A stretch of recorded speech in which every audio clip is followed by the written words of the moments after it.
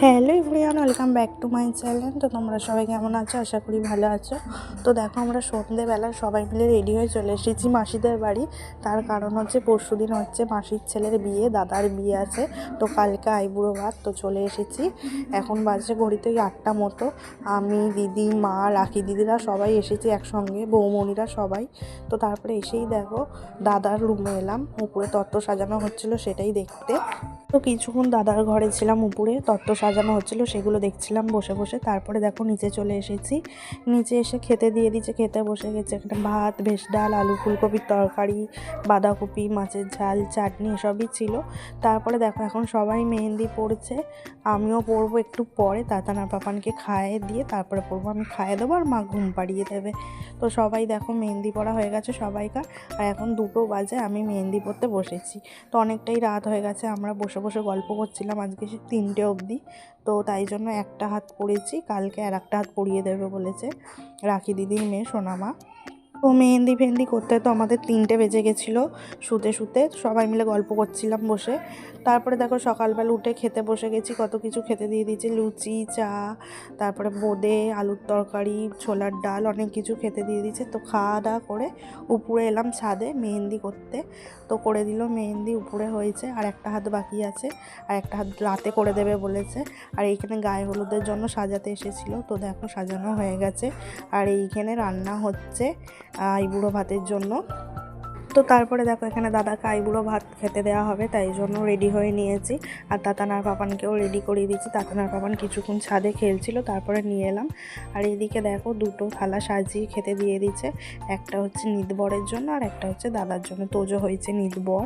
আর এই বিয়ের রিচুয়ালসগুলো দেখতে ভীষণই ভালো লাগে আমার।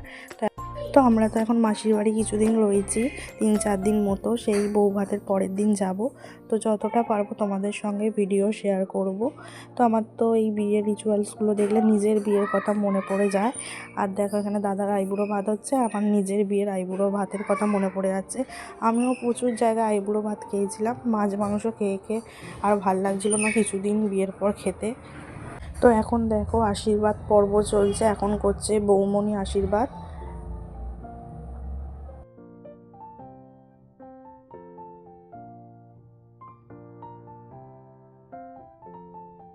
তো ওইদিকে আইবুড়ো ভাত মিটে গেছে, আমরা খেতে চলে এসেছি।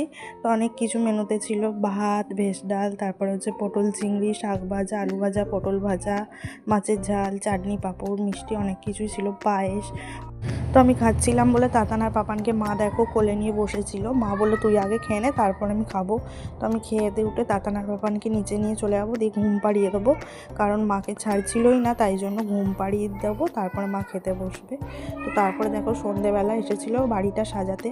তো পুরো বাড়ি দেখো সাজানো হয়ে গেছে। তো তারপরে দেখো আমরা এখন যাচ্ছি পুকুরকে নেমন্তন্ন করতে। বিয়ের আগের দিন পুকুরকে নেমন্তন্ন করতে হয়। তো 5টা না 7টা মিলে যেতে হয়, তাই জন্য 6 জন হচ্ছিলো বলে আমাকেও যেতে বললো। তাই জন্য আমি আবার গেলাম, ভাবছিলাম আমি যাব না তাতানার পাপানকে রেখে। তো তারপরে বললো যেতে, তাই জন্য সবাই মিলে এলাম। বাড়ির সামনেই পুকুর আছে, এখানে নেমন্তন্ন করছিলো পুকুরকে।